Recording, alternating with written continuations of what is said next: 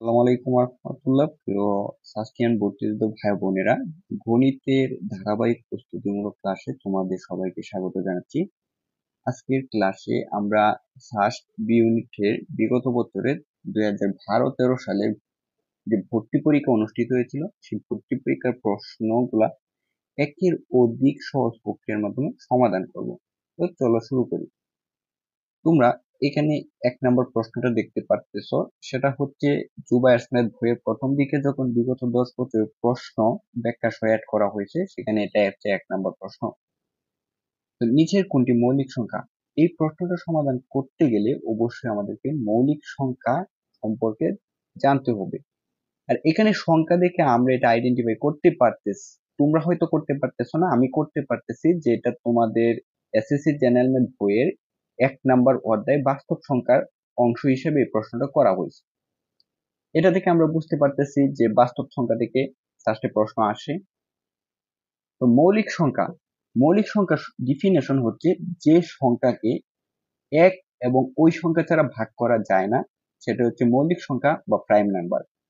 আমি আবার বলতেছি, যে সংখ্যাকে এক এবং ওই সংখ্যাটা ছাড়া অন্য কোনো সংখ্যা দ্বারা ভাগ করা যায় না, সেটাই হবে মৌলিক সংখ্যা বা প্রাইম নাম্বার। তো ইংলিশ শুনে হয়তো কেউ কেউ আবার দ্বিধাদ্বন্দ্বে থাকবা, কারণ শাস্ত্রে কিন্তু ইংলিশ ব্যবহার করে প্রশ্ন হতে পারে, সেই জন্য আমি ইংলিশ শব্দগুলো ব্যবহার করতেছি। যদি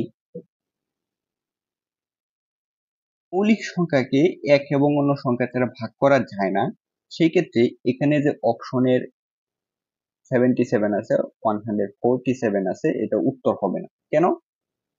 77 কে আমরা 1 × 77 হচ্ছে 77, একইভাবে 7 × 11 হচ্ছে 77। এখানে 7 দ্বারাও 77 কে ভাগ করা যায়, 11 দ্বারাও 77 কে ভাগ করা যায়, সেই সাথে 1 দ্বারাও ভাগ করা যায়।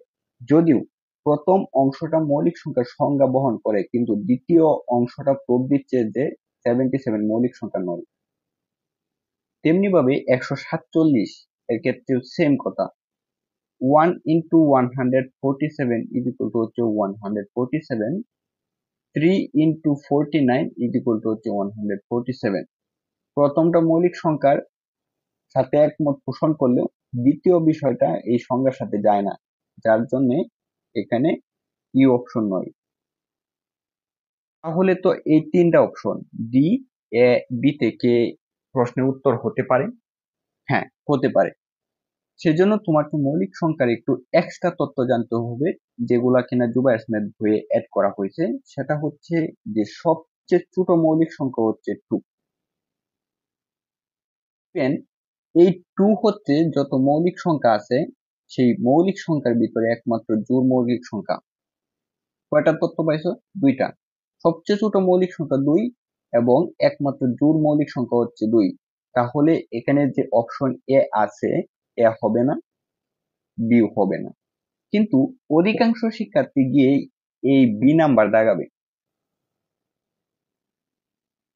এক কে দেখো, 1 × 1 হচ্ছে 1। তো এক কে এক ধারায় ভাগ করা যায়। হ্যাঁ, ভাগ করা যায়, কিন্তু আমি যে 2টা তথ্য দিলাম এই তথ্যের ভিতরে এই 1 অন্তর্ভুক্ত নয়, যার ফলে এটা মৌলিক সংখ্যা নয়। এই 1 এর পরিচয় হচ্ছে কোপ্রাইম, সহমৌলিক। ওকে, তাহলে অপশন ডি যেটা আছে সেটা হচ্ছে উত্তর। জুবায়ের স্মিথ বইয়ে তোমার 1 থেকে 150 150টা মৌলিক সংখ্যা, এই যে 1 থেকে 150 পর্যন্ত আছে, এখানে যতগুলা মৌলিক সংখ্যা আছে সবগুলা কিন্তু অ্যাড করে দেওয়া হয়েছে। যেমন আমি যদি তোমাদের বলি 1 থেকে 10-এর ভিতরে কতগুলো মৌলিক সংখ্যা আছে, 1 to 10, তোমরা হাতে গোনা সহজে বলতে পারবা। যেমন 2, 3, 4, সরি 4 না, 5, 7, তাহলে 4টা। 1 থেকে 10-এর ভিতরে তোমার এখানে মৌলিক সংখ্যা আছে 4টা। সো জুবায়ের স্মিথ বইয়ে করা হয়েছে কি, সংখ্যা দেওয়া আছে, 1 থেকে 10 দেওয়া আছে, তার ভিতরে কয়টা মৌলিক সংখ্যা আছে সেটা অ্যাড করা হয়েছে, তার পরবর্তী যে সংখ্যাগুলো আছে সেগুলো কিন্তু দিয়ে দেওয়া হয়েছে। পরবর্তী প্রশ্ন। ত্রিভুজের 3 বাহুর দৈর্ঘ্য দেওয়া আছে, কোনটি সমকোণী ত্রিভুজ গঠন করে? ইনফরমেশন দেওয়া আছে দুইটা, 3টি বাহু আর হচ্ছে সমকোণী ত্রিভুজ। এই প্রশ্নের কিওয়ার্ড হচ্ছে এই দুইটা। তো আমরা জানি 3টি বাহু দ্বারা ত্রিভুজ গঠন করে। এখন সমকোণী ত্রিভুজ কখন গঠন করবে? যখন পিথাগোরাসের দেওয়া সূত্র C square is equal to AB square plus হচ্ছে বিসি স্কোয়ার, ত্রিভুজের 3টা বাহু দ্বারা এই সূত্রটা যদি প্রয়োগ করে তবেই সেটা সমকোণী ত্রিভুজ গঠন করবে। এখন অপশনে যে ভ্যালুগুলো দেওয়া আছে সেগুলো অবশ্যই ত্রিভুজের বাহু, যেটা কিনা এই প্রশ্নে বলে দেওয়া আছে যে 3টি বাহুর দৈর্ঘ্য দেওয়া আছে। আর আমরা সমকোণী ত্রিভুজ থেকে জানি যে একটা কোণ হচ্ছে সমকোণ, এবং এই সমকোণী ত্রিভুজের এসি যেটা রয়েছে সেই এসিটা হচ্ছে অতিভুজ। অতিভুজটা সবসময় এই লম্ব এবং ভূমির বর্গের যোগফল সমান হবে। তাহলে আমরা যদি অপশনের ভ্যালুগুলো নেই প্রত্যেকটি ফেল করবে, একমাত্র সি অপশনে যখন যাব তখন এই সি অপশন দ্বারা যে মানগুলো আছে এই সূত্রটাকে প্রয়োগ করবে। আমি বলছিলাম যে সমকোণী ত্রিভুজের অতিভুজটা সবসময় বড় হয়, তাহলে এখানে অপশনের যে 3টা ভ্যালু আছে, যে বাহুগুলোর দৈর্ঘ্য দেওয়া আছে, সেই 15 যে রয়েছে এই 15টা অবশ্যই কি হবে এখানে অতিভুজ। এবং এখানে আমরা দেখতেই পারতেছি যে লম্বটা ভূমির থেকে বড়, তাহলে এটা হচ্ছে 12 আর এটা হচ্ছে 9। তোমাদের প্রশ্ন সমাধানের ক্ষেত্রে চিত্র আঁকার প্রয়োজন নয়, জাস্ট এই ইনফরমেশনটুকু যদি মাথায় থাকে তবে চলবে। আমি শুধু তোমাদের বুঝিয়ে দেওয়ার জন্য চিত্রটাকে দেখাচ্ছি। এখন এই ভ্যালুগুলো যদি আমরা বসাই তাহলে কি দেখতে পাই?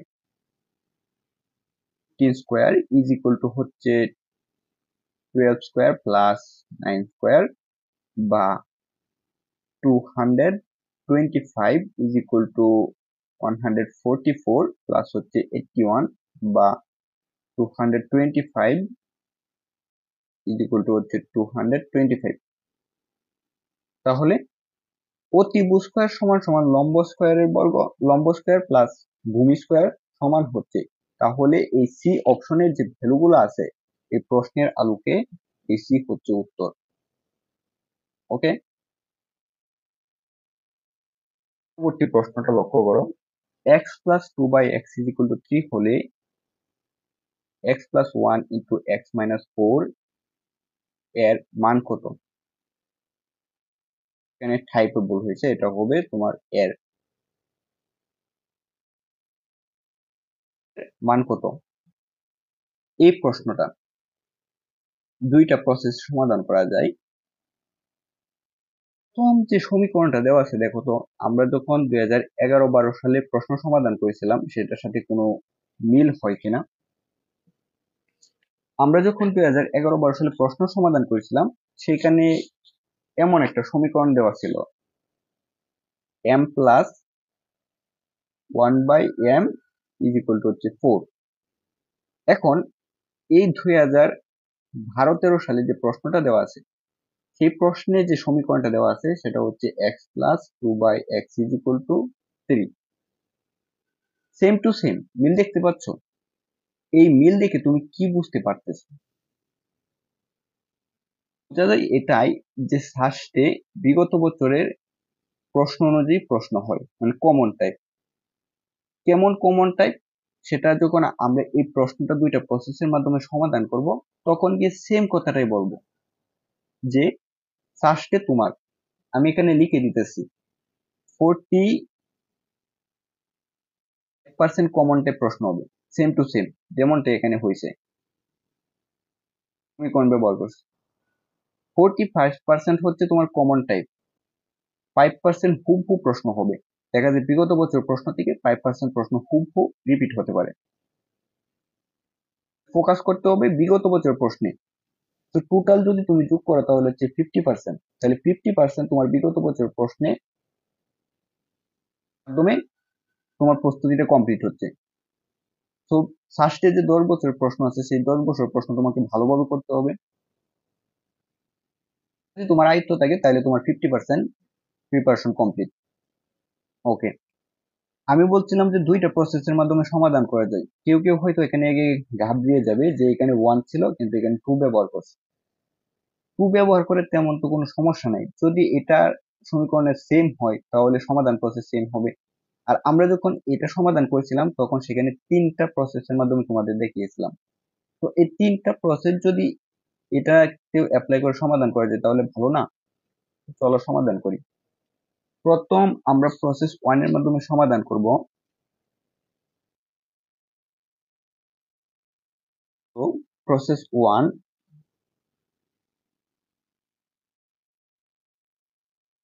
বা সমাধান করতে যাচ্ছি। তো যেটা দেওয়া আছে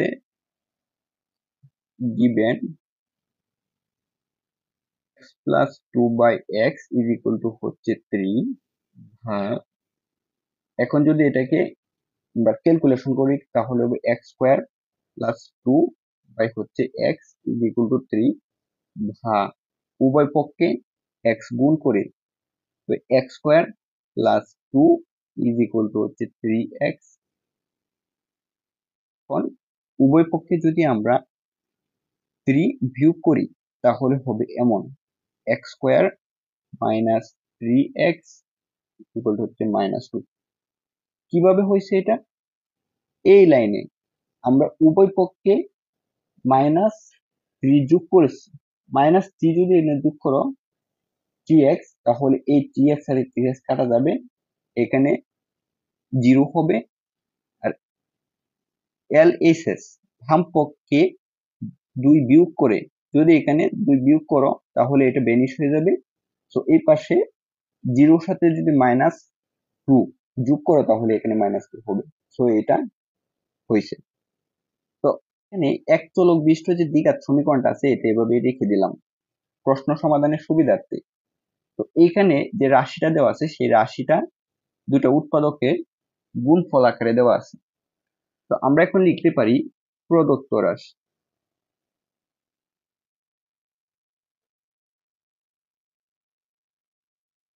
x প্লাস 1 ইন্টু হচ্ছে x মাইনাস 4। এখন যদি এটাকে আমরা গুণ করি তাহলে পাবো x square minus 4x plus x minus 4 is equal to হচ্ছে x square minus 3x minus is equal to হচ্ছে 4। তো উৎপাদক গুলো গুণ করার ফলে আমরা পেয়েছি এক চলক বিশিষ্ট দ্বিঘাত সমীকরণ। যে দ্বিঘাত সমীকরণের প্রথম চলক সমৃদ্ধ যে রাশিগুলো আছে এক্স স্কোয়ার মাইনাস 3x, এই 3x এর সমপরিমাণ একটা মান আমরা দেওয়া আছে থেকে বের করেছিলাম, সেটা হচ্ছে -2। যদি x square minus 3x is equal to -2 হয় তাহলে পরবর্তী প্রদত্ত রাশি থেকে যেটা পেলাম এই সমমানের জায়গায় এই মানটা আমরা প্রতিস্থাপন করতে পারি। তো প্রতিস্থাপন করি যদি তাহলে হবে -2 -4 ইজ ইকুয়াল টু হচ্ছে -6। এটাই হচ্ছে উত্তর। অপশন হচ্ছে তোমাদের বি। ওকে, এটা হচ্ছে প্রসেস 1 এর মাধ্যমে সমাধান। এখন আমরা প্রসেস 2 এর মাধ্যমে হায়ার ম্যাথের সাহায্য নিয়ে যখন 2011 সালে প্রশ্ন প্রথম এম এর মান বের করেছিলাম এখান থেকে এই প্রসেসটা এখানে অ্যাপ্লাই করব। তো আমি এখানে লিখতেছি তোমার প্রসেস 2। প্রসেস 2 হচ্ছে তোমার এক্স এর মান বের করি।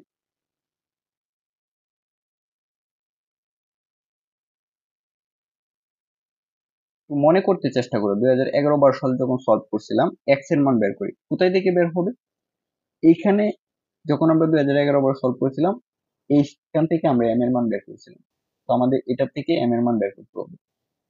তো প্রশ্নটা সমাধানের ক্ষেত্রে যেহেতু আমি এই পর্যন্ত দেখাইছি, তো আমি এই লাইন থেকে শুরু করতেছি। আর এই লাইন কোথায় থেকে আসছে? এখানে তো দেওয়াই আছে equation x square plus 2 is equal to হচ্ছে 3x। এটাকে এখন লেখা যায় x square minus 3x plus 2 is equal to হচ্ছে 0। এখন কিন্তু একটা স্ট্যান্ডার্ড তোমার এক চলক দ্বিঘাত সমীকরণ হয়ে গেছে। এক চলক বিশিষ্ট দ্বিঘাত সমীকরণের যে আদর্শ রূপটা ছিল x square plus bx plus C is equal to 0। যদি এটার সাথে ম্যাচিং করি তাহলে এখানে এর ভ্যালু কত? এর ভ্যালু হচ্ছে 1, বির ভ্যালু হচ্ছে এখানে -3, সির ভ্যালু হচ্ছে এখানে 2।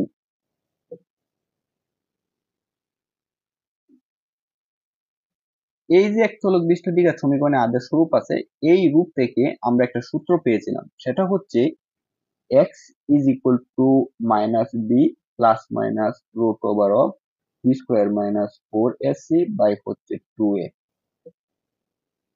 এই সূত্রে ব্যবহারযোগ্য এই সমীকরণের সকল মান এখানে রয়েছে, তো আমরা এখানে বসাতে পারি। যদি বসাই তাহলে কি হবে? -b, এখানে b এর মান হচ্ছে -3, সো এটাকে লেখা যায় minus into -3 plus minus root over of b তার হোল স্কয়ার প্লাস সরি -4 এর ভ্যালু হচ্ছে 1, সি এর ভ্যালু হচ্ছে 2 বাই 2 ইন্টু 1 এর ভ্যালু হচ্ছে 1। এখন তুমি ক্যালকুলেশন করো তাহলে কি হয়। তো প্লাসে মাইনাসে মাইনাস ইকুয়াল হচ্ছে 3 plus minus root over of 9 minus 8 by হচ্ছে 2। এটাকে লেখা যায় 3 প্লাস মাইনাস 1 ইকুয়াল হচ্ছে 2। ওই প্রশ্ন সমাধানের ক্ষেত্রে আমি বলেছিলাম যে কোন সমীকরণ দেখে কিভাবে বুঝবা যাবে কয়টা মূল হবে। সেটা অবশ্যই সমীকরণটার প্রথম যে চলক থাকবে সেই চলকের উপর যত ঘাত থাকবে একটা সমীকরণের ততটা মূল হবে। তো এক চলক বিশিষ্ট দ্বিঘাত সমীকরণের উপর ঘাত হচ্ছে 2, এখান থেকে অবশ্যই দুইটা মূল হবে। সেটা হচ্ছে আমি এখানে সংক্ষেপে লিখে দিচ্ছি। একটা মূল হবে x1 ইজ ইকুয়াল টু হচ্ছে 2, আর একটা মূল হবে x2 ইজ ইকুয়াল টু হচ্ছে 1। যখন তুমি +1 ব্যবহার করবা তখন হবে 2, যখন তুমি -1 ব্যবহার করবা তখন হবে 1। দুইটা মূল পেয়েছি, দুইটা মূল এখানে যে প্রদত্ত রাশিটা ছিল এই প্রদত্ত রাশিতে বসাই, তবে এই -6 আসবে। 6 আসবে কিনা চলো সেটা দেখি। এই ক্ষেত্রে আমি x2 ভ্যালুটা ব্যবহার করে তোমাদের দেখাবো। তোমরা আমার কথার সাথে যদি কেউ দ্বিমত করে থাকো তবে x1 এর ভ্যালুটা তোমরা ব্যবহার করে দেখবা যে -6 আসে কিনা। ওকে, তো প্রদত্ত রাশি কি ছিল? x প্লাস 1 ইন্টু হচ্ছে x মাইনাস 4, সেটাই না? হ্যাঁ, এখন আমরা এখানে x2 ইজ ইকুয়াল টু 1 ব্যবহার করে 1 প্লাস 1 ইন্টু হচ্ছে 1 মাইনাস 4 বা 2 ইন্টু হচ্ছে -3 ইজ ইকুয়াল টু হচ্ছে -6। তো প্রসেসের 2 এর মাধ্যমে কিন্তু একই উত্তর আসে। তাহলে প্রসেস 2 সঠিক। এই হচ্ছে তোমার দুইটা সমাধান প্রক্রিয়া। তো আনসার হচ্ছে বি। পরবর্তী প্রশ্নটা লক্ষ্য করো। যদি s sub n, s sub 2, s sub 3 dot dot dot s sub n একটি সংখ্যার ধারা হয় এবং s sub n is equal to 1, s sub n plus 1 is equal to s sub n plus 4 হয়, তাহলে n তম পদ কত? প্রশ্নে পড়ে আমরা যেটা বুঝতে পারছি n তম পদ চাওয়া হয়েছে, আর n তম পদ is equal to আমরা জানি a plus n minus 1 into হচ্ছে d, সেটা অবশ্যই সমান্তর ধারার ক্ষেত্রে। এই প্রশ্নে আমরা দেখবো এটা সমান্তর ধারা কিনা এবং এর মান বের করব, ডি এর মান বের করব, যেহেতু এটা এন এর মান চাওয়া হয়েছে। প্রশ্ন সমাধানের ক্ষেত্রে আমরা ধরি প্রথম পদ a is equal two a sub n is equal to হচ্ছে 1, এটা কিন্তু এখানে দেওয়া আছে। এবং দ্বিতীয় পদ ইজ ইকুয়াল টু হচ্ছে প্লাস 1 সাব n প্লাস 1 দ্বিতীয় পদ। তাহলে এখানে ডি কি হবে? অবশ্যই এই দ্বিতীয় পদ বিয়োগ প্রথম পদ। তো আমরা লিখতে পারি a sub n plus 1 minus a sub n is equal to d। কিভাবে লিখছি? দ্বিতীয় পদ বিয়োগ প্রথম পদ সমান সমান d। এখন এটা এই সূত্রে অ্যাপ্লাই করা যাবে কিনা সেটা কিভাবে দেখো। আমরা যখন সমান্তর ধারা পড়েছিলাম তখন ধারাটা গঠিত হয়েছিল a plus B A plus 2d dot dot dot এভাবেই। তো এখানে 1 এসেছিল, এখানে 2 এসেছিল, এভাবেই তো চলমান ছিল। তো এখানে তোমরা কি দেখতে পারতেছো, n এর পরে 1 আসতেছে, অবশ্যই তাহলে তার পরবর্তী পদটা কেমন হবে? এখানে n দ্বিতীয় পদ হচ্ছে a sub 1 a sub n plus 2 এমন হতো না? তো এখানে কিন্তু যে ক্ষমতা সেটা মেনটেন ছিল, তাহলে এটা হচ্ছে সমান্তর দ্বারা, তাহলে এই সূত্রে অ্যাপ্লাই করা যাবে। তো এখন আমরা লিখব যেটা দেওয়া আছে, given sub n plus 1 is equal to হচ্ছে a sub n plus হচ্ছে 4। এটাকে যদি আমরা ক্যালকুলেশন করি তাহলে হবে a sub n plus 1 minus a sub n is equal to হচ্ছে 4। a sub n plus 1 minus a sub n সমান সমান হচ্ছে d, যেটা আমরা উপরে ধরেছিলাম সেটা এখানে পেয়েছি। তাহলে আমরা এখানে লিখতে পারি d is equal to হচ্ছে 4। এটাতে কোনো ভুল হবে? অবশ্যই না। a is equal to 1 d is equal to 4 এই সূত্রে ব্যবহার করা যায়, তাহলে n এর মান পাবো না? অবশ্যই পাবো। তো সুতরাং তম পদ is equal to হচ্ছে, আমি সূত্র লিখতেছি না, জাস্ট মান অ্যাপ্লাই করতেছি, 1 প্লাস n মাইনাস 1 ডির মান হচ্ছে এখানে 4, 1 plus 4n minus 4 is equal হচ্ছে 4n মাইনাস 3। এটাই হচ্ছে উত্তর। তো অপশন হচ্ছে তোমাদের এ। পরবর্তী প্রশ্নটা লক্ষ্য করো,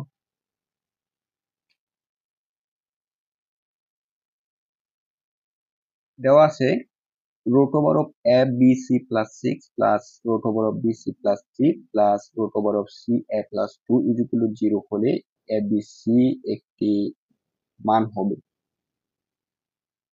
সমীকরণটা ক্যারেক্টারিস্টিক্স যেখান থেকে আসছে সেটা হচ্ছে হায়ার ম্যাথের মূল চিহ্ন সংবলিত যে সমীকরণ আছে, যেটা কিনা জুবায়ের স্মিথ বইয়ের এক চলক বিশিষ্ট সমীকরণের 4 নাম্বার অংশ হিসেবে এটা সংযোজন করা হয়েছে। কতগুলো সমীকরণ সমস্যা আকারে দেওয়া আছে, সেই সমস্যাগুলো থেকে আশা করা যায় যে ভর্তি পরীক্ষা প্রশ্ন কমন পড়বে যদি এমন টাইপ প্রশ্ন আসে। তো এই প্রশ্নটাতে যে অপশনগুলো দেওয়া আছে সেই অপশনগুলো দ্বারা বোঝাচ্ছে যে 1 -1 2 3 কিংবা বি 1 -2 3 একইভাবে অপশনের অন্যান্য মানগুলা এই সমীকরণের মূল। যদি অপশনগুলোর মান এই সমীকরণে বসানো হয়, যদি সিদ্ধ হয়, তবে যে অপশনের মানগুলো দ্বারা সমীকরণটা সিদ্ধ হবে সেই অপশনগুলো হবে এই সমীকরণের মূল। যদি A B C E D অপশনের মানগুলো দ্বারা এই সমীকরণে বসাও, একমাত্র গিয়ে দেখবা যে ডি অপশনের মানগুলো দ্বারা এই সমীকরণটা সিদ্ধ হয়। অর্থাৎ তোমার L H S is equal to 0 সমান সমান হচ্ছে R H S is equal to হচ্ছে 0 হবে। তো আমরা এটা দেখাই ডি অপশনের মানগুলো ব্যবহার করে। আমরা লিখতে পারি ডি ইকুয়াল টু হচ্ছে is equal to -2, B is equal to হচ্ছে -3, সি ইজ ইকুয়াল টু হচ্ছে 1। এখন সমীকরণ যেটা দেওয়া আছে root over of abc plus 6 plus root over of bc plus 3 plus root over of ca plus 1 is equal to হচ্ছে 0। তো এখন তুমি মান বসাও, রুট ওভার অফ গুলো ব্যবহার করি, কিন্তু হচ্ছে 1 প্লাস 6 প্লাস হচ্ছে bc মাইনাস 3 ইন্টু হচ্ছে 1 প্লাস 3 প্লাস হচ্ছে -2 প্লাস 2 বা -6 plus 6 plus root over of -3 plus 3 plus root over of -2 + 2 = হচ্ছে 0 বা 0 = হচ্ছে 0। তাহলে ডি অপশনের মানগুলো দ্বারা এই সমীকরণটা সিদ্ধ হয়েছে। এই প্রসেসটা হচ্ছে তোমার অপশন টেস্টের মাধ্যমে সমীকরণ সমাধান। পরবর্তী প্রশ্নটা লক্ষ্য করো, একজন শ্রমিক 200 টাকায় ঘন্টা মজুরিতে কমপক্ষে 20 ঘন্টা কাজ করে এবং সে 20 ঘন্টার বেশি কাজ করে বর্ধিত সময়ের জন্য 300 টাকা মজুরি পায়। তবে বর্ধিত আয়ের 20% আয়কর দিতে হয়। যদি শ্রমিকটি আয়কর বাদে 7,600 টাকা মজুরি পেয়ে থাকে তবে সে মোট কত ঘন্টা কাজ করেছিল? এটা হচ্ছে প্রশ্ন। প্রথমে সে 20 ঘন্টা ইনকাম করছে, তার পরবর্তীতে বর্ধিত কত সময় ইনকাম করছে সেটা জানি না। যদি জানতাম তাহলে এই 20 ঘন্টার সাথে এই বর্ধিত সময়টা যোগ করে তার মোট ঘন্টা কাজটা হিসাব করে আমরা এখান থেকে অপশন থেকে উত্তরটা বেছে নিতাম। প্রশ্ন সমাধানের ক্ষেত্রে প্রথমে আমরা ধরি সে বর্ধিত x ঘন্টা কাজ করছে, তাহলে আমরা লিখতে পারি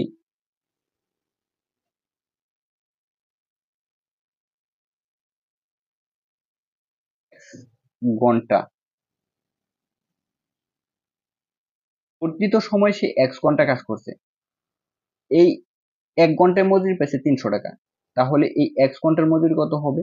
অবশ্যই 301 টাকা। তেমনি ভাবে আমরা 20 ঘন্টার মজুরি লিখতে পারি 4000 টাকা। কিভাবে হয়েছে 4000? ঘন্টায়, 1 ঘন্টায় ইনকাম হচ্ছে এখানে 200 টাকা, তাহলে তার 20 ঘন্টা ইনকাম 200 ইন্টু হচ্ছে 20 ইকুয়াল টু হচ্ছে 4000 টাকা। এই হচ্ছে 4000 টাকা। তেমনি ভাবে এখানে 301 টাকা আমরা লিখছি। পরবর্তীতে বলছে সে যে বর্ধিত সময় অর্থাৎ x ঘন্টায় যে 300 টাকা ইনকাম করে সেই 300 টাকা মজুরিতে আয়কর দিতে হয় 20%। এই বিষয়টা বোঝার জন্য বাস্তবধর্মী কিছু ধারণা নিতে হবে। সেটা হচ্ছে যখন সে অর্জন করছে তখন তার সাথে টাকাটা কি হচ্ছে? যোগ হচ্ছে। যখন সে সরকারকে আয়কর দিচ্ছে সেই টাকাটা সরকার নিয়ে যাচ্ছে, সেক্ষেত্রে কি হচ্ছে? বিয়োগ হচ্ছে। তাহলে এই বিয়োগটা কোন জায়গা থেকে হবে? সে যে x ঘন্টায় কাজ করে 301 টাকা অর্জন করছে সেটা থেকে। তো তাহলে কি হবে? আমরা লিখতে পারি আয়কর বাদে তার ইনকাম।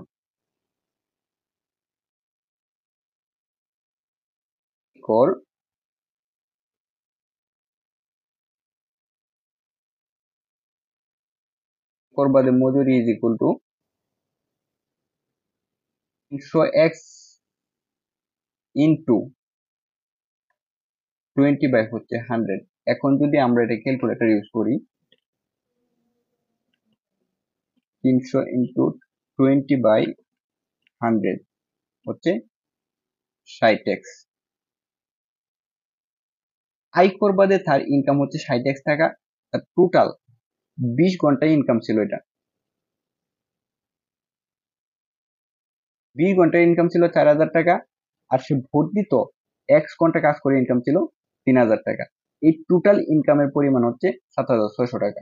তাহলে এখান থেকে তার বর্ধিত সময় বের করার অর্থাৎ x এর মান বের করার জন্য আমরা এই তিনটা ইনকামের সমান লিখতে পারি 7000 টাকা। সুতরাং প্রশ্ন মতে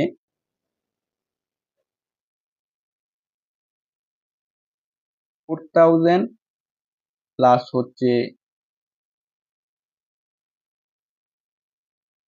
100x minus 60 is equal to হচ্ছে 7600 টাকা। এখন যদি আমরা এটাকে ক্যালকুলেশন করি তাহলে হবে 40x ইজ ইকুয়াল টু হচ্ছে 7600 মাইনাস 4000 ভাগ 40x ইজ ইকুয়াল টু হচ্ছে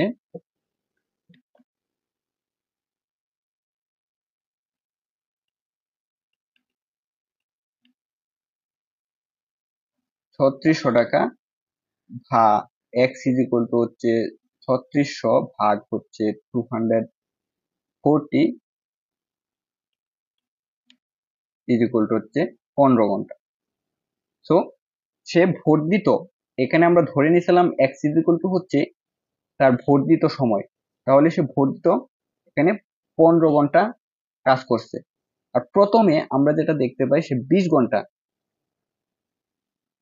200 টাকা মজুরিতে কাজ করছিল। তাহলে এখানে 20 ঘন্টা আর এখানে ভোট দিত 15 ঘন্টা, সমান সমান হচ্ছে তার মোট সময়। সো আমরা লিখতে পারি মোট সময় ইজ ইকুয়াল টু হচ্ছে 20 প্লাস 15 ইজ ইকুয়াল টু হচ্ছে 35 ঘন্টা। এটাই হচ্ছে উত্তর। তো অপশন হচ্ছে তোমাদের সি। পরবর্তী প্রশ্নটা লক্ষ্য করো। দেওয়া আছে tan θ ইকুয়াল টু 4/3 এবং কোণের পরিধি দেওয়া আছে 0 লেস দেন θ লেস দেন π/2 হলে sin θ প্লাস cos θ এর মান কত? এই প্রশ্নটা আমরা একের অধিক প্রসেসের মাধ্যমে সমাধান করতে পারি। তো আমি দুইটা প্রসেস দেখাবো। সেটা হচ্ছে যে অনুপাতটা দেওয়া আছে tan θ ইকুয়াল টু 4/3, সেই পরিধি থেকে sin θ প্লাস cos θ এর মানটা বের করব। এটা অবশ্যই এই পরিধি বিবেচনায়। তো আমি বলছিলাম যে যখন কোনো প্রশ্নে এই কোণের পরিধি দেওয়া থাকবে সেই ক্ষেত্রে অবশ্যই পরিধিটা জেনে এই যে রাশিটা আছে সেই রাশিটা কি মান আসবে সেটা ধারণা নিতে হবে। তো এখানে 0 লেস দেন θ লেস দেন π/2 এটা দ্বারা বোঝাচ্ছে যে এটার পরিধি হচ্ছে ফার্স্ট কোয়াড্রেন্ট। তো ফার্স্ট কোয়াড্রেন্টে আমরা জানি সকল অনুপাত ধনাত্মক, এই ক্ষেত্রে sin θ প্লাস cos θ এর মান আসবে অপশন থেকে ধনাত্মক। প্রসেস 1 ত্রিকোণমিতিক সূত্র ব্যবহার করে প্রসেস 1 এর মাধ্যমে সমাধান। দেওয়া আছে tan θ ইজ ইকুয়াল টু হচ্ছে 4/3। এখন উভয় পক্ষকে বর্গ করে তাহলে হবে tan square θ is equal to হচ্ছে 16/9। tan স্কয়ার θ এর বিপরীত অনুপাত লিখে 1/4 স্কয়ার θ ইজ ইকুয়াল টু হচ্ছে 16/9, বা আমরা cos square θ is equal to লিখতে পারি 9/16। তো cos স্কয়ার সমান সমান আমরা একটা সূত্র জানি, সেটা হচ্ছে cos স্কয়ার মাইনাস 1 সমান সমান হচ্ছে cos স্কয়ার। এটা সমান সমান যেহেতু এটা, তাহলে এটা আমরা এখানে লিখতে পারি cos sec square theta minus 1 is equal two 9/16।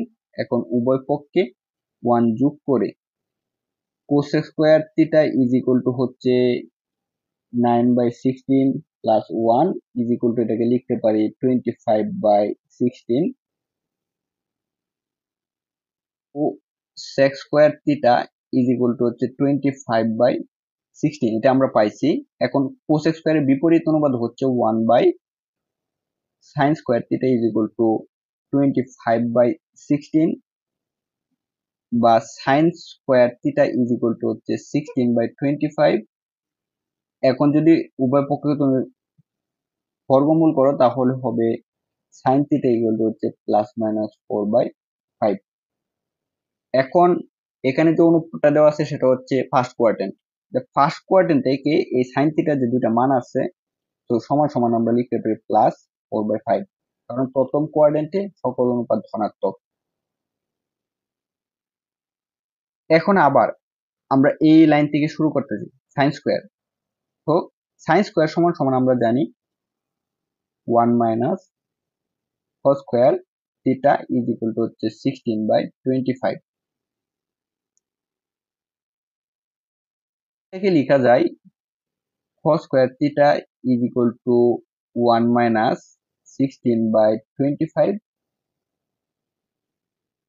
cos square theta is equal two 9/25, cos theta equal to হচ্ছে প্লাস মাইনাস 3/5। যেহেতু ফার্স্ট কোয়াড্রেন্টে সকল অনুপাত ধনাত্মক, সুতরাং cos থিটা ইকুয়াল টু হচ্ছে 3/5। এখন cos থিটা ইকুয়াল টু এটা পাইছি 3/5, তো উভয় পক্ষে আমরা sin থিটা যোগ করব, ভাগ cos theta plus sin theta is equal to হচ্ছে 3/5 প্লাস হচ্ছে sin থিটা। এখন এখানে লক্ষ্য করো sin থিটার ভ্যালু কত ছিল, 4/5। তো সাইন থিটার ভ্যালুটা এখানে আমরা ব্যবহার করব। যদি ব্যবহার করি তাহলে হবে বা sine theta plus cos theta is equal to হচ্ছে 4/5 প্লাস হচ্ছে 3/5। এখন যদি ক্যালকুলেশন করো তাহলে হবে 5, 4 প্লাস 3 ইজ ইকুয়াল টু হচ্ছে 7/5। এটাই হচ্ছে উত্তর, যেটা কিনা এই আমরা প্রথম দিকে শুরু করেছিলাম, এখান থেকে শুরু করে আমরা এখানে গিয়ে সমাধান করছি 4/5। তো অপশন তোমাদের ই। এটা হচ্ছে প্রসেস 1 এর মাধ্যমে সমাধান ত্রিকোণমিতিক সূত্র ব্যবহার করে। তো এখন আমরা প্রসেস 2 দেখাবো যে ত্রিকোণমিতিক অনুপাত ব্যবহার করে কিভাবে এটা সমাধান করা যায়। তো আমরা কোণের পরিধি নির্দেশক হিসাবে এখানে যে কার্তেশীয় সমতলটা আমরা ত্রিকোণমিতিক অনুপাত যখন আলোচনা করেছিলাম তখন আমরা বিস্তৃত পরিসরে আলোচনা করেছি। তো প্রসেস 2 আমরা একটা কার্তেশীয় তল এঁকে নিলাম, সেই তলে এইখানে যে কোণের পরিধি আসে সেটা হচ্ছে 0 less than theta less than π/2। এই পরিধির ভিতরে সকল কোণ ধনাত্মক। সো আমরা থিটা কোণের সাপেক্ষে এখানে একটা ত্রিভুজ অঙ্কন করে নিলাম, এটা হচ্ছে থিটা কোণ। এখন এই ত্রিভুজের tan theta is equal two দেওয়া আছে 4/3। তো আমরা এটার নাম দিলাম ABC ত্রিভুজ। তাহলে এই থিটা কোণের সাপেক্ষে tan থিটা কি হবে? এটা হচ্ছে লম্ব, এটা হচ্ছে ভূমি। তাহলে ওই যে একটা ছন্দ ছিল টাকা লইয়া ভাগিলেন, তাহলে লম্ব হচ্ছে 4, ভাগিলেন হচ্ছে 3। তা হয়েছে সাইন থিটা প্লাস হচ্ছে কস থিটা, এটার মান চাওয়া হয়েছে। এখন সাইন সমান সমান আমরা জানি লম্ব বাই অতিভুজ, এই লম্ব বাই অতিভুজ, কিন্তু অতিভুজের মান জানা নাই, সেটা কিভাবে বের করব? ওই যে একটা পিথাগোরাসের সূত্র ছিল s square is equal to ab square plus bc square. এখান থেকে এই sc এর ভ্যালুটা জানা যাবে। sc ইজ ইকুয়াল টু হচ্ছে root over of 4 square plus g square is equal to হচ্ছে রুট ওভার অফ 25 সমান সমান হচ্ছে প্লাস মাইনাস 5। যেহেতু ফার্স্ট কোয়াড্রেন্ট, সো এখান থেকে আমরা লিখতে পারি যে 5, ঋণাত্মক মান গ্রহণযোগ্য নয়। এখন তুমি মান বসাও। সাইন থিটা সাদুল ললিত লম্ব হচ্ছে তোমাদের 4, অম্বলি অতিভুজ হচ্ছে 5, কলিকাতা ভ্রমণে শিয়া অতিভুজ চন্দ্রের প্রথম 2 লাইন। তো এখন তুমি ক্যালকুলেশন করো 5, 4 প্লাস 3 ইজ ইকুয়াল টু হচ্ছে 7/5। এই হচ্ছে প্রসেস 2 এর মাধ্যমে পাওয়া প্রশ্নের উত্তর। তো অপশন হচ্ছে তোমাদের ই।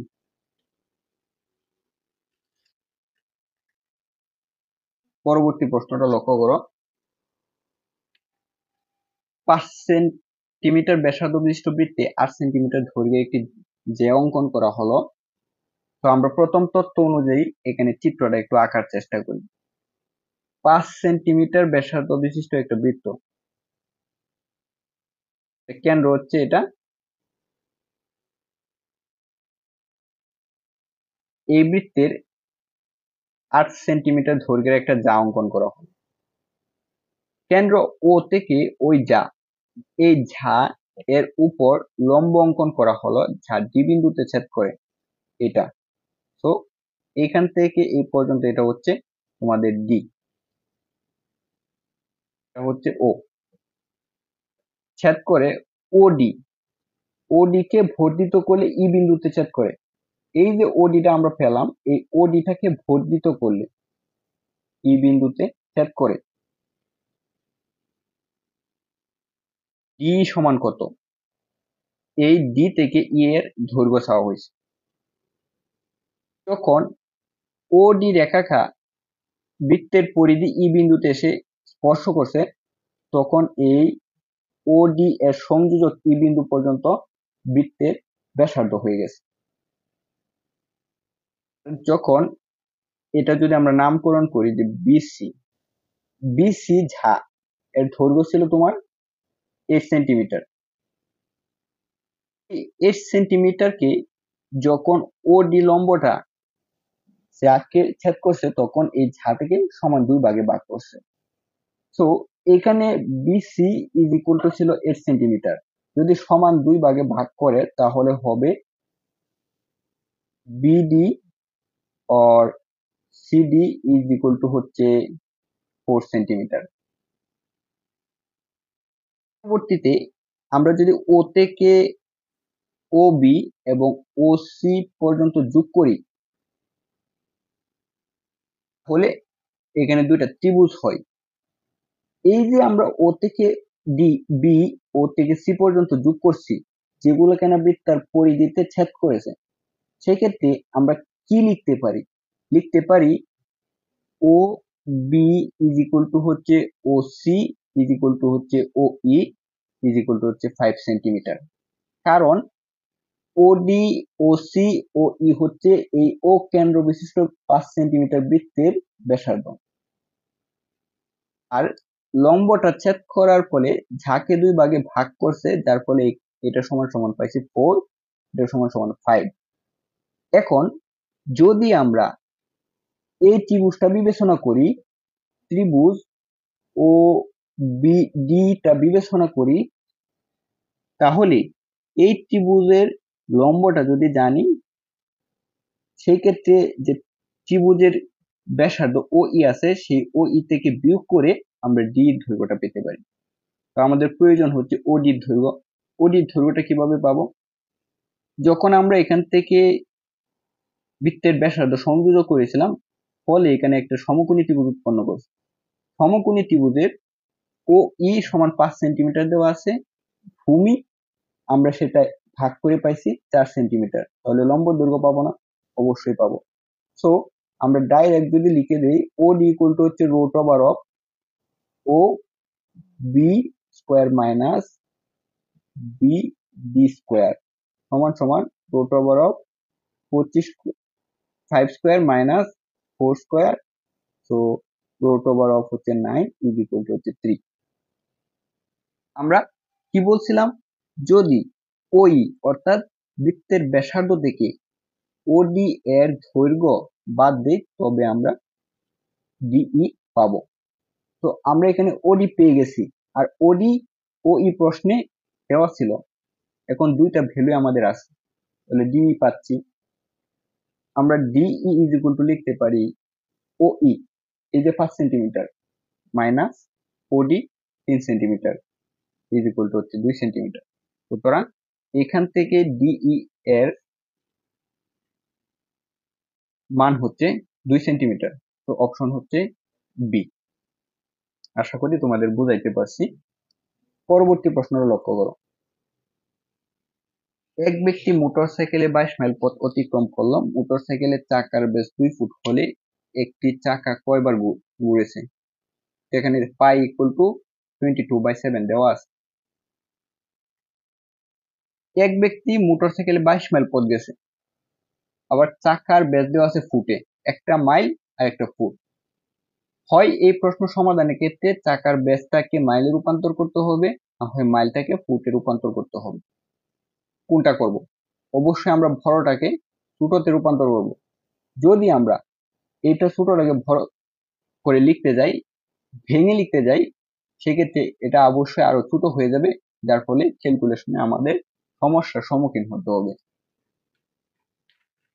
ওকে, তো প্রথমে এখান থেকে আমরা যে তথ্যটা পাইছি সেটা হচ্ছে চাকার ব্যাসকে প্রকাশ করা হয় 2r দ্বারা, সুতরাং 2r সমান সমান হচ্ছে 2 ফুট। এটা হচ্ছে একটা ইনফরমেশন পেয়েছি। তাহলে চাকার পরিধি কি হবে? অবশ্যই 2r পাই সমান সমান এটার চাকার পরিধি, চাকাটা কি বৃত্তাকার, এখানে লক্ষ্য করো এটা হচ্ছে একটা চাকা, এটা মোটরসাইকেলের চাকা। তো এই চাকাটা ঘুরে ঘুরে গেছে তোমাদের 22 মাইল। যদি এই চাকাটা আরেকবার ঘুরে তাহলে আরেকটু আগাবে, সেক্ষেত্রে আমাদের পরিধি নির্ণয় করতে হবে। পরিধি কিন্তু জানি হচ্ছে এটা। তো চলো করি। 2r সমান সমান হচ্ছে 2 ইন্টু হচ্ছে 52 বাই হচ্ছে 7 ইজ ইকুয়াল টু হচ্ছে 44 বাই হচ্ছে 7। এটা হচ্ছে চাকার পরিধি। তো একবার ঘুরলে যায় এই দূরত্বটা। এখানে যে অতিক্রান্ত দূরত্বটা সেটা ছিল মাইলে, তো এটাকে ফুটে রূপান্তর করতে হবে। আমরা জানি 1 ফুট ইজ ইকুয়াল টু হচ্ছে 5200, সরি 1 মাইল সমান সমান 1 মাইল ইজ ইকুয়াল টু হচ্ছে 5280 ফুট। সুতরাং 22 মাইল ইজ ইকুয়াল টু হচ্ছে 22 ইন্টু 80। এখন যদি আমরা ক্যালকুলেটর ইউজ করি তাহলে হবে 22 ইন্টু 5280 লাখ 11 লাখ সমান 6160। এটা হচ্ছে 22 মাইলে ফুটে রূপান্তর করার পর। তো এটা ফুট, এটা ফুট। এখন এটাকে ভাগ করলে পাওয়া যাচ্ছে কতবার ঘুরছে।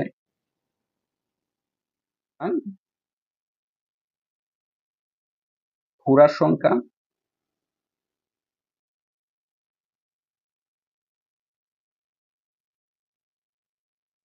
ইজ ইকুয়াল টু হচ্ছে 60 ভাই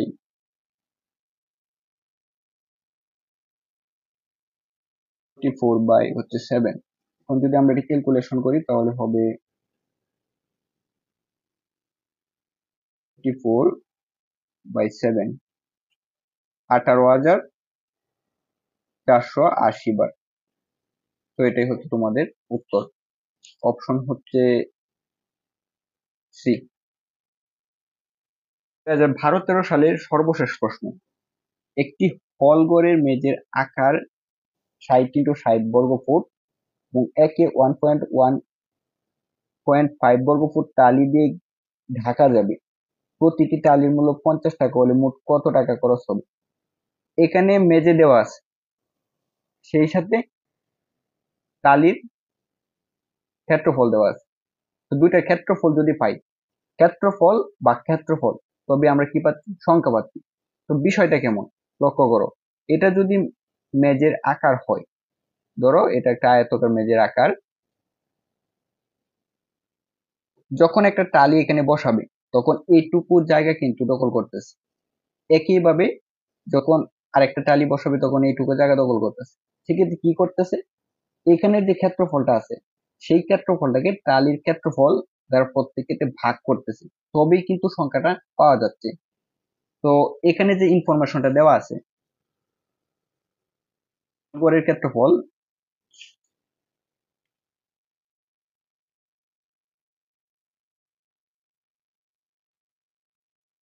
গড়ের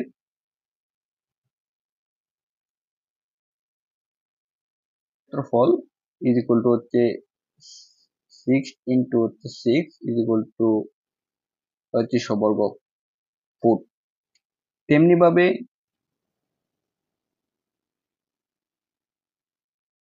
টালির ক্ষেত্রফল হবে 1.5 ইন্টু হচ্ছে 1.5 ইজ ইকুয়াল টু হচ্ছে 2.25 বর্গ ফুট। এখন যদি এই হলঘরের ক্ষেত্রফলকে টালির ক্ষেত্রফল দ্বারা ভাগ করা হয় তবে টালির সংখ্যা পাওয়া যাবে, আর টালির সংখ্যার সাথে এই টাকাটা গুণ করে দিলেই টোটাল টাকা পাওয়া যাবে। সুতরাং টালির সংখ্যা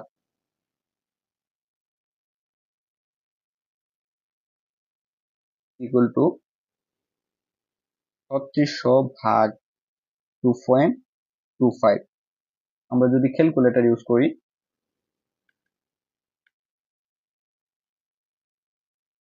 0.25 1600টি। এখন আমরা ঐকিক নিয়ম করি। একটি টালির মূল্য